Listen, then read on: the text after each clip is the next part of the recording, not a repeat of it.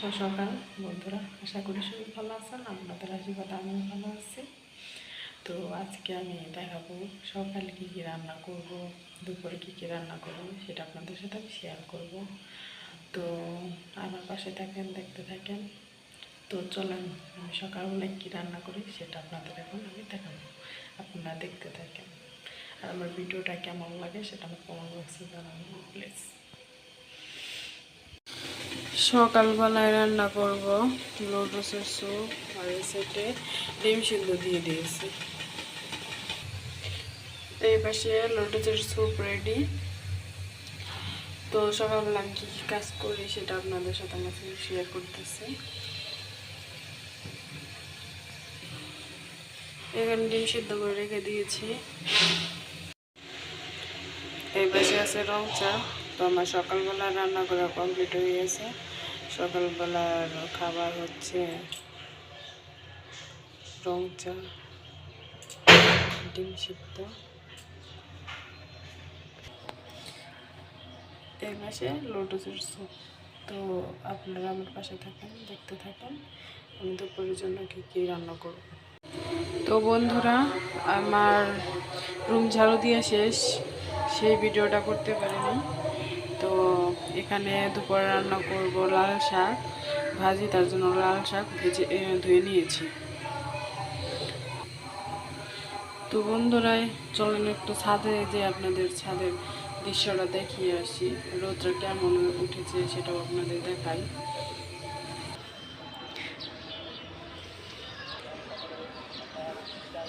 এই দেখেন বন্ধুরা, ছাদের দৃশ্য, রোদ ভালোই উঠেছে।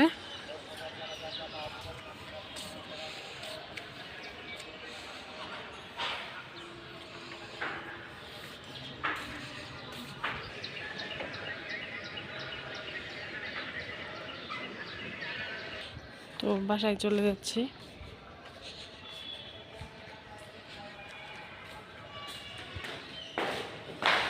তো বাসায় চলে আসলাম, তখন রান্না বান্না করতে হবে।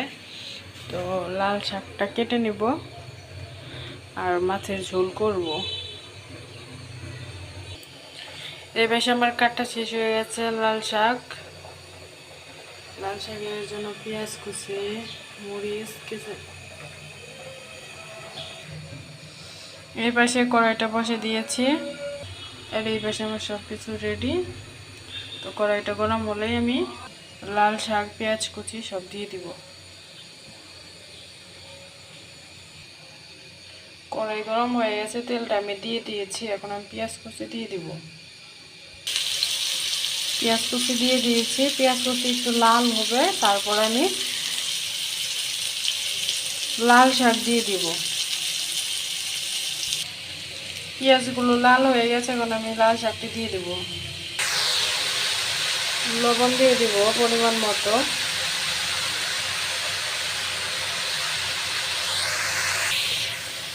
সুন্দর করে নেড়ে নেব।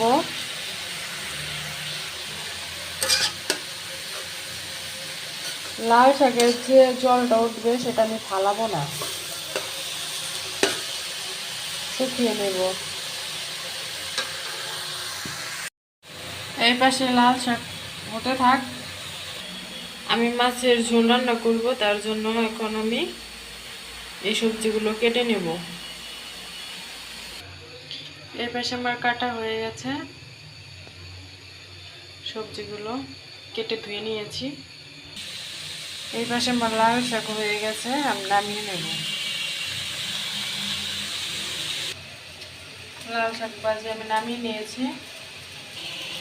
কড়াইটা আমি বসে দিয়েছি। কড়াইটা গরম হলে তেল দিয়ে দিব, তারপরে ফুলকপিটা দিয়ে দিব।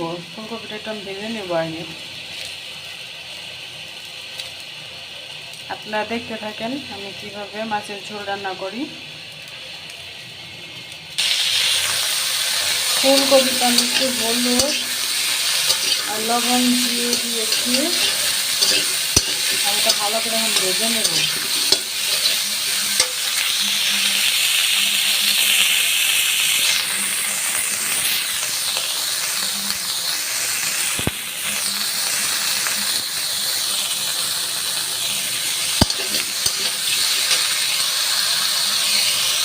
ফুলকপি ভাজা আমার হয়ে গেছে, এখন আমি নামিয়ে নেব।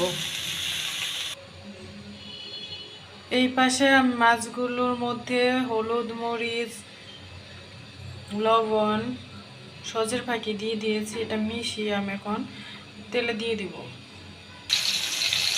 মাছগুলো আমি দিয়ে দিয়েছি কড়াইতে। মাছ ভাজিটা হয়ে গেছে, আমি নামিয়ে নিয়েছি। এখানে আমি আলু, সিম, কাঁচামরিচ আর জিরা সম্বার দিয়ে তরকারি সবজি দিয়ে দিয়েছি, সেটা আমি দেখাতে পারিনি।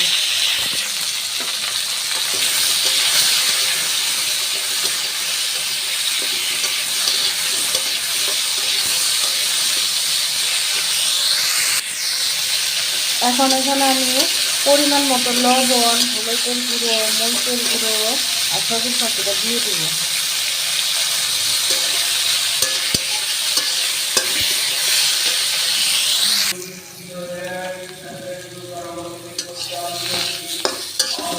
সব মশলা দিয়ে দিয়েছি, এখন আমি নেড়ে নেব।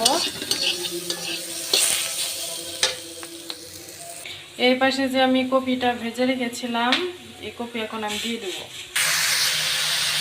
ফুলকপি দিয়ে দিয়েছি, এখন আমি নিয়ে নেব। ভালো করে কষিয়ে তারপরে জল দিয়ে দেবো।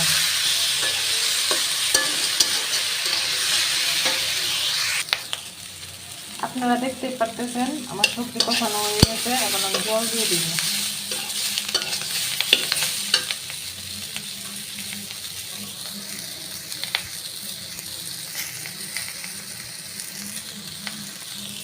তো জলটা এখন দিয়ে দেবো।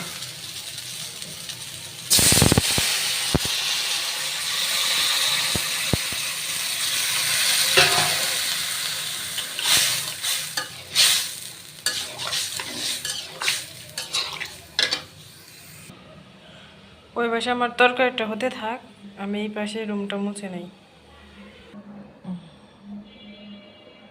এই পাশে আমার রুমটা মোছা হয়ে গেছে, এখন আমি দেখি তরকারির কি অবস্থা। তরকারিতে বলক এসে গেছে, দেখি আলু সিদ্ধ হয়েছে নাকি, তাহলে গালিয়ে দিই। আলু গালিয়ে দিয়েছি আমি কিছুটা, আর কিছুটা রেখে দিয়েছি।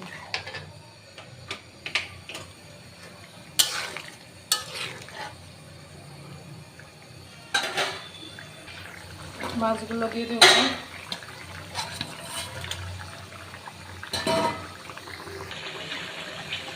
তো হতে থাক, নামানোর আগে জিরা বাটা আর গরম মশলা বাটা দিয়ে নামিয়ে নেব। আমার তরকারিটা শেষ, আমি জিরা বাটা গরম মশলা বাটা দিয়ে দিয়েছি, এখন আমি নামিয়ে নেব।